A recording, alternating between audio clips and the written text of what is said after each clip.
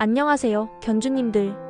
오늘은 우리 댕댕이들 무릎 건강에 빨간불이 켜질 수 있는 무시무시한 십자인대 파열에 대해 속 시원하게 파헤쳐볼까 합니다. 십자인대 이름부터 뭔가 엄청 복잡하고 어렵게 느껴지시죠?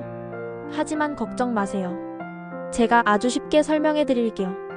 쉽게 말해서 십자인대는 허벅지 뼈랑 종아리 뼈를 튼튼하게 연결해주는 아주 중요한 구조물인데 자동차 엔진의 핵심 부품과도 같다고 생각하시면 이해가 빠르실 거예요. 그런데 이 녀석이 끊어지면 우리 댕댕이들이 걷는 게 엄청 힘들어져요. 마치 우리가 발목을 심하게 삐끗했을 때처럼 꼼짝도 못하고 끙끙 앓게 되는 거죠. 자, 그럼 십자인대 파열 도대체 왜 생기는 걸까요? 원인부터 확실하게 알아봐야 예방도 할 수 있겠죠? 십자인대 파열의 원인은 크게 세 가지 정도로 꼽을 수 있어요. 첫 번째는 바로 퇴행성 변화. 댕댕이도 사람처럼 나이가 들면 뼈와 근육, 인대가 점점 약해지잖아요. 십자인대도 마찬가지예요. 시간이 흐르면서 서서히 약해져서 작은 충격에도 쉽게 파열될 수 있다는 거죠. 두 번째는 외상. 엄청 활발하고 한 우리 댕댕이들이 신나게 뛰어놀다가 갑자기 삐끗하거나 소파나 침대처럼 높은 곳에서 점프했다가 착지하는 과정에서 십자인대가 팍 하고 끊어질 수 있다는 사실. 마지막으로 슬개골. 탈구와 같은 질병 때문에 십자인대가 약해져서 파열되는 경우도 종종 있답니다. 특히 슬개골 탈구가 오랫동안 지속되면 관절염으로 이어져서 십자인대 건강을 더욱 심각하게 악화시킬 수 있다는 점 견주님들 모두 잊지 마시고 꼭 기억해주세요. 자, 그럼 십자인대가 파열되면 어떤 증상들이 나타날까요? 견주님들이 가장 먼저 알아차릴 수 있는 흔한 증상은 바로 파행, 즉 다리를 절뚝거리는 모습일 거예요. 처음에는 에이 잠깐 삐끗했나? 싶을 정도로 아주 살짝 절뚝거릴 수도 있지만 상태가 점점 심해지면 아예 다리를 땅에 딛지 못하고 들고 걷는 경우도 발생할 수 있습니다. 그리고 아픈 쪽 무릎 주변을 살짝만 만져도 엄청 예민하게 반응하면서 아파하고 앉아있을 때도 무릎이 불편해서 그런지 자세가 어정쩡하고 불안정해 보이는 모습을 보이기도 합니다. 특히 십자인대가 완전히 끊어진 완전 파열이 아니라 부분적으로만 손상된 부분 파열인 경우에는 다리를 딛다가 안 딛다가를 반복하는 오락가락하는 모습을 보이기도 하고요. 심한 경우에는 아예 다리를 딛지 못할 수도 있어요. 만약 우리 댕댕이가 평소와 다르게 갑자기 다리를 절뚝거린다면 단순한 근육통이라고 쉽게 넘기지 마시고 십자인대 파열을 의심해보고 즉시 동물병원에 데려가서 수의사 선생님께 정확한 진단을 받아보는 것이 무엇보다 중요합니다. 수의사 선생님, 맙소사. 우리 강아지 십자인대가 파열됐다는데요. 이제 어떻게 해야 하나요? 하늘이 무너지는 것 같아요. 너무 걱정하지 마세요. 십자인대 파열 치료법은 크게 두 가지, 보존적 치료와 외과적 치료, 즉 수술적인 방법으로 나눌 수 있습니다.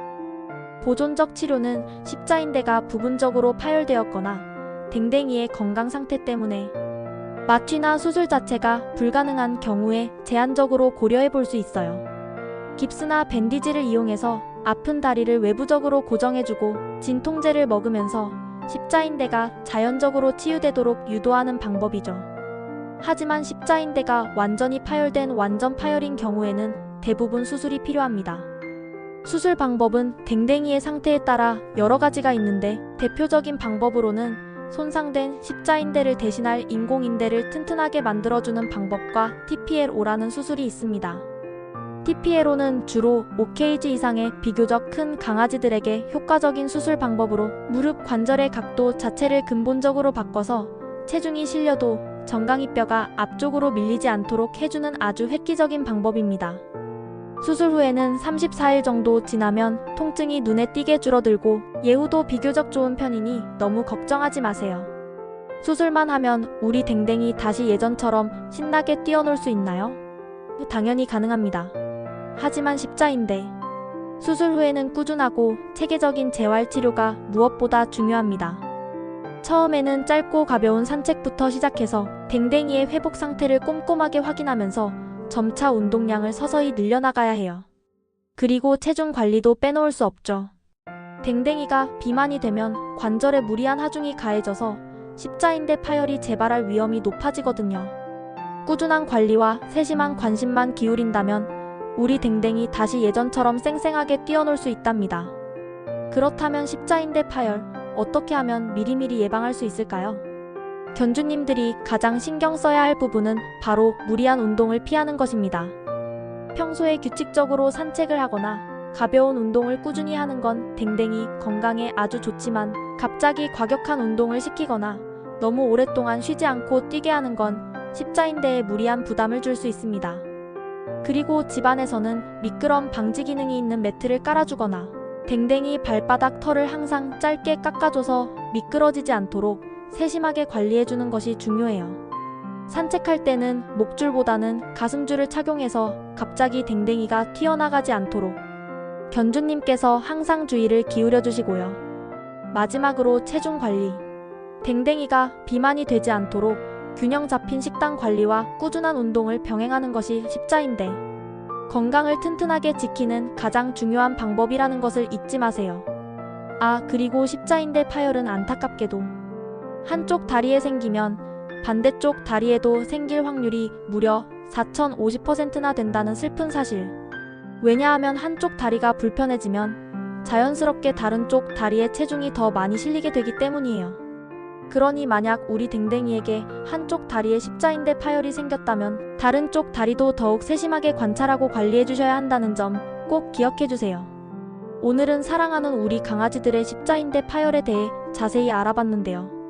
우리 댕댕이들 부디 아프지 않고 건강하게 오래오래 견주님들과 행복한 시간을 보내야죠. 혹시 지금 키우는 댕댕이 다리가 조금이라도 불편해 보인다면 너무 걱정만 하지 마시고 꼭 동물병원에 방문해서 수의사 선생님과 상담하고 정확한 진단과 적절한 치료를 받으시길 바랍니다. 오늘 영상이 견주님들께 조금이나마 도움이 되었기를 바라면서 저는 이만 물러가겠습니다. 댕바.